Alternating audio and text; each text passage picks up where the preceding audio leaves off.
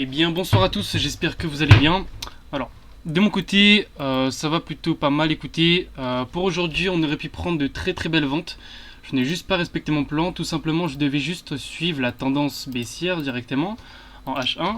Par la suite me rendre en LTF, donc en 1 minute, pour faire du scalping.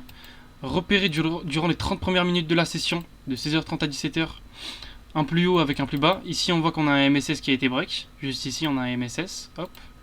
MSS. Hop, si bien me laisser. Hop, on a un MSS qui est juste ici. On a un MSS qui a été break. Hop, on repère le plus bas de la session, le plus haut.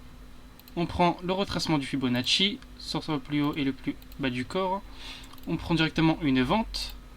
Stop loss au niveau du dernier plus haut. Et chercher directement TP ratio 3 ou 2, selon le nombre d'étoiles du trade. Mais là, on était clairement sur un trade de 3 étoiles. Mais de mon côté, j'ai voulu aller chercher un achat parce qu'on était sur un sell side liquidity.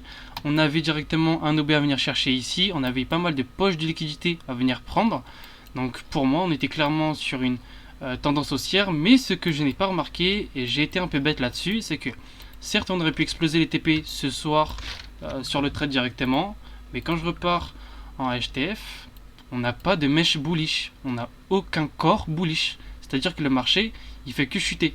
Et pour l'instant, sur la stratégie de ICT que j'utilise depuis quelques temps, tant qu'on n'a pas de mèche bullish qui revient sur le marché, on ne pourra pas revenir prendre le haut ou le bas de la session asienne. Enfin, mèche bullish pour le haut de la session et bearish pour le bas de la session.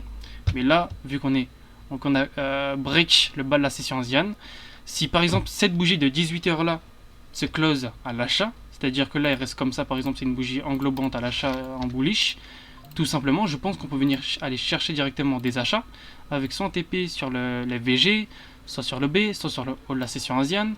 Et vous voyez que directement, par contre, pour prendre position, j'ai oublié de préciser, il faut aller toujours en 15 minutes. Repérer soit directement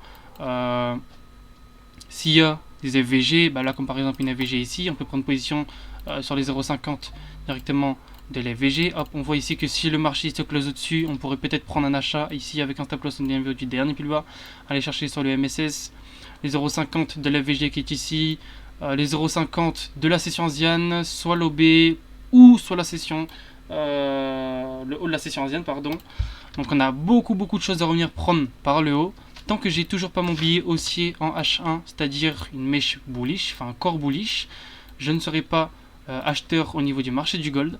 Donc là tout simplement ce que je vais attendre, c'est que là on est quel jour? On est jeudi. Pour demain on est vendredi. Je pense que si on termine cette journée sur une mèche bullish avant minuit, je pense on pourrait aller chercher de très beaux achats sur l'Asian High d'aujourd'hui. Donc pourquoi pas terminer cette journée sur cette semaine sur une très belle semaine. Malgré quelques stop loss qu'on a été pris, on restera toujours rentable à la fin du mois, ne vous inquiétez pas, ça arrive. On peut faire des semaines à zéro, des mois à zéro, mais dans tous les cas, la meilleure chose à faire, c'est de respecter sa stratégie et de rester rentable sur le long terme et non le court terme. Voilà.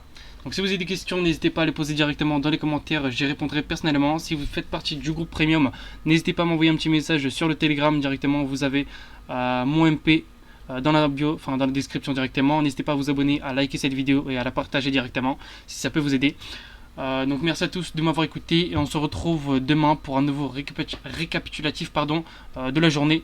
Ciao.